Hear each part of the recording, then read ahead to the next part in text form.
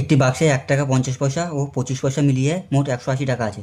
তাদের সংখ্যার অনুপাত 2:3:4 হলে 50 পয়সা সংখ্যা কত? তাহলে 1 টাকা 50 পয়সা আর 25 পয়সা, তাদের সংখ্যার অনুপাত হচ্ছে 2:3:4। তাহলে 1 টাকা যদি দুটো থাকে তাহলে আমার হয়ে যাবে 2 টাকা,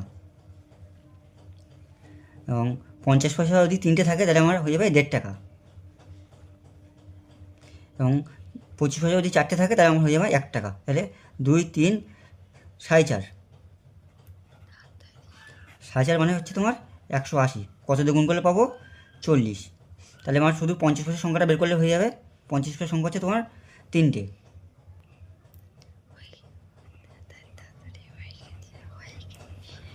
120।